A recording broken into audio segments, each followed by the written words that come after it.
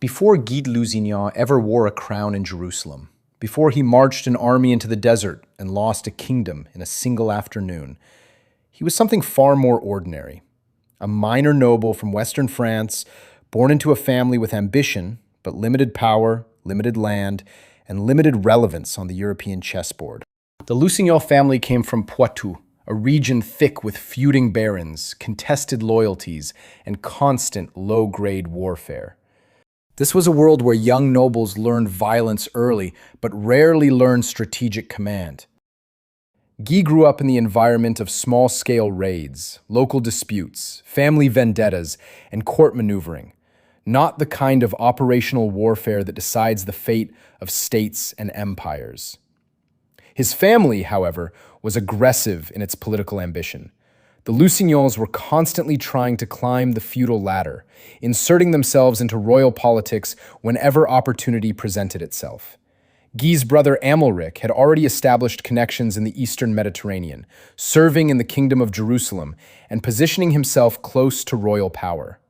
That connection would become Guy's doorway into a much larger world. Guy did not arrive in the Holy Land as a conqueror or a crusading hero. He arrived as a younger son looking for opportunity, patronage, and advancement in a frontier kingdom that rewarded risk-takers with land, titles, and rapid promotion if they could navigate court politics successfully. And Guy navigated them very successfully. In Jerusalem, Guy quickly found himself inside the orbit of Princess Sibylla, sister of King Baldwin IV. Sibylla was young, politically valuable, and central to the future of the kingdom's succession. Their marriage was sudden, controversial, and deeply political. Many established nobles viewed Guy as an outsider with no deep roots in the Levant, no proven military command experience, and no understanding of the delicate balance keeping the Crusader state alive. But Sibylla supported him fiercely. Through marriage alone, Guy was propelled from relative obscurity into the inner circle of royal power almost overnight. This kind of rapid ascent is dangerous in any system. In medieval warfare, it was lethal. Guy was soon granted lands, titles, and command responsibilities well beyond what his background had prepared him for. He was made Count of Jaffa and Ascalon, one of the kingdom's most strategically sensitive regions. He was placed in proximity to high command decisions, diplomacy, and frontier defense. Suddenly, a man whose formative experience had been regional French noble politics was operating inside one of the most complex military environments on Earth. To his credit, Guy was brave. He was not a coward. He was willing to fight, to ride with armies, to expose himself to danger. But bravery is not command judgment. Courage does not teach logistics, terrain management, enemy psychology, coalition politics, or operational restraint. Those skills take decades to learn, and Guy never had those decades. The first cracks appeared when Baldwin IV tested Guy with real responsibility. At one point, Guy was entrusted with regency authority during Baldwin's illness. His performance was unimpressive. He struggled with decisiveness, alienated key nobles, and demonstrated poor strategic instincts.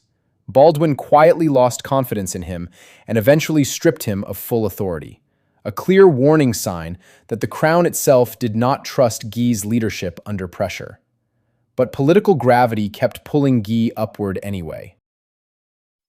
When people think about Kingdom of Heaven, they tend to remember Guy de Lusignan as a snarling villain, a reckless brute obsessed with war, openly despised by the noble hero standing across from him.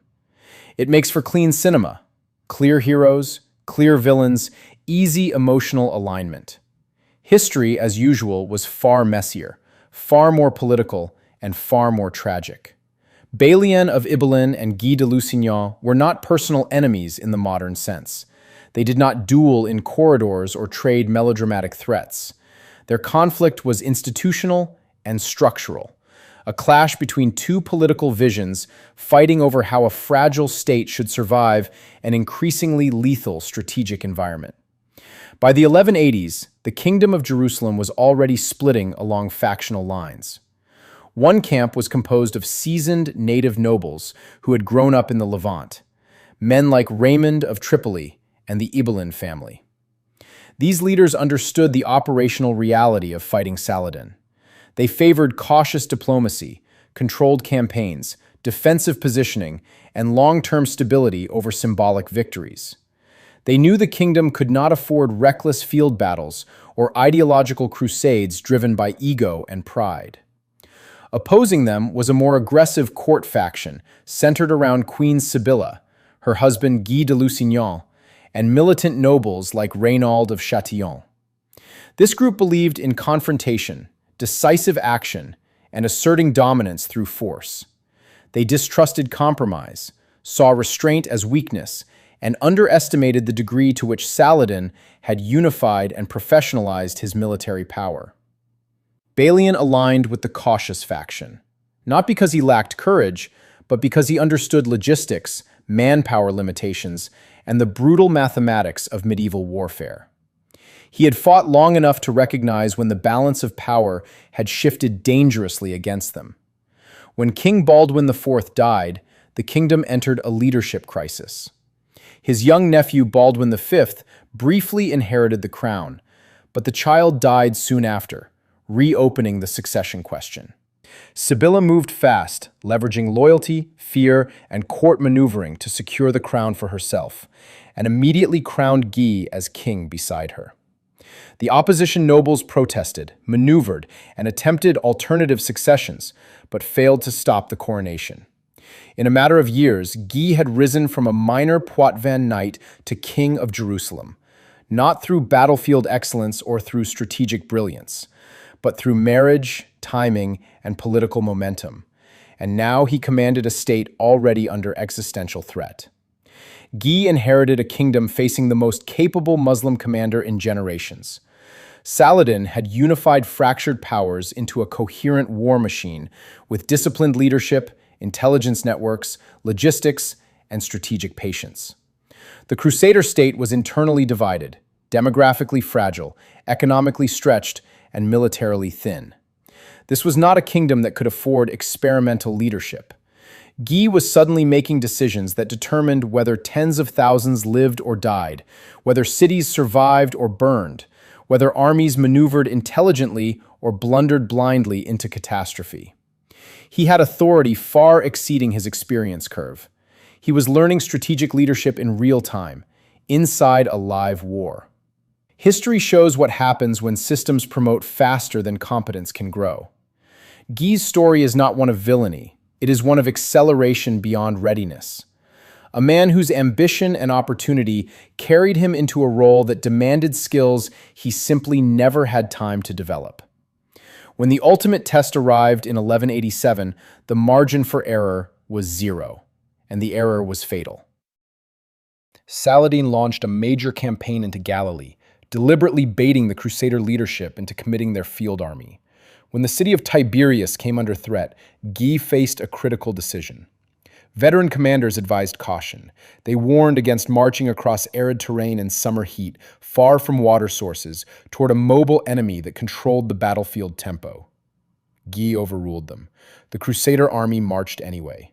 Saladin's forces harassed the column relentlessly, cutting off access to water, exhausting men and animals, and forcing the army into increasingly desperate positions.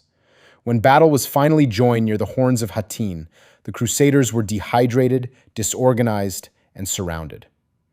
Saladin exploited the terrain and crushed the army systematically. The Kingdom of Jerusalem lost the bulk of its professional military strength in a single day. Thousands were killed or captured. The sacred relic of the true cross was taken. Command leadership collapsed. Guy himself was captured alive and taken prisoner. Reynald of Châtillon, whose provocations had helped provoke the war, was executed personally by Saladin. Guy was spared, partly for diplomatic reasons, partly because dead kings have little bargaining value. Balian survived the catastrophe. He escaped the encirclement and made his way back into what remained of the kingdom, soon realizing that the political and military vacuum left behind would place enormous responsibility on whoever still possessed competence and authority. As depicted in Kingdom of Heaven, Balian assumed command of Jerusalem's defenses against Saladin, as described in our previous video. Guy spent nearly a year in captivity. When he was finally released, the world he returned to barely existed anymore. Jerusalem had fallen. Acre and much of the coast had collapsed. The Crusader state had fragmented into isolated pockets of resistance, clinging to survival. Guy attempted to reclaim leadership, but the political damage was irreversible.